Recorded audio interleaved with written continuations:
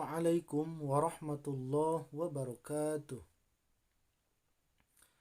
Pada kesempatan kali ini saya akan membahas mengenai bagaimanakah jika kita awalnya sholat sendirian lalu ada orang yang datang untuk bermakmum kepada kita.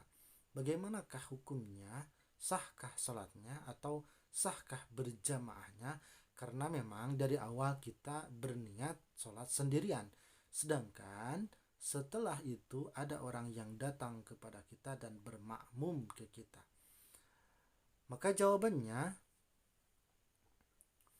di dalam kitab Kasyifatus Saja karya Al-Imam Abi Abdil Mu'ti Muhammad An-Nawawi Al-Jawi pada halaman 81 disebutkan tentang apa yang Anda tanyakan.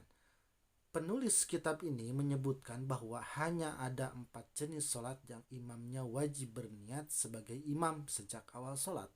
Selain yang 4 jenis sholat itu, tidak ada kewajiban bagi imam untuk berniat menjadi imam sejak awal takbiratul ihram. Artinya, dia boleh saja tiba-tiba secara mendadak menjadi imam di tengah-tengah sholat bila ada yang bergabung atau bermakmum kepada kita. Keempat sholat itu adalah sholat Jumat, sholat i'adah atau mengulang, ketiga sholat nadar untuk berjamaah, dan sholat jamak yang awal karena sebab hujan. Demikian disebutkan dalam kitab ini sebagai syarah atau penjelasan dari kitab Safinatun Najah fi Usuluddin wal Fiqhi karya Salim bin Samir Al-Hadori, seorang ulama dari kalangan madhab Asy-Syafi'i. Dengan demikian, bila suatu saat Anda sedang sholat wajib atau sunnah, selain keempat sholat itu, lalu tiba-tiba ada orang yang ikut menjadi makmum di belakang Anda, maka hal itu dibenarkan di dalam aturan sholat. Sholat imam dan makmum sama-sama sah dan keduanya mendapat pahala sholat berjamaah. Yang penting untuk berniat sebenarnya adalah, maksud saya, yang penting untuk berniat sholat berjamaah adalah pihak makmum, sebab dialah yang sebenarnya membentuk sholat itu menjadi sholat berjamaah.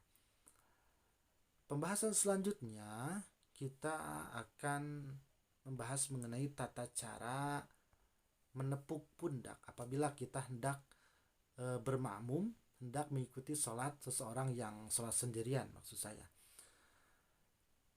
Namun, khusus untuk masalah menepuk pundak, terus terang tidak ada dalil yang memerintahkan seseorang untuk menepuk pundak orang yang akan dijadikan sebagai imam. Perbuatan itu hanya didasarkan kepada nalar sebagian orang bahwa seorang yang tadinya sholat sendiri lalu dijadikan imam perlu mengetahui bahwa di belakangnya ada barisan makmum yang mengikutinya.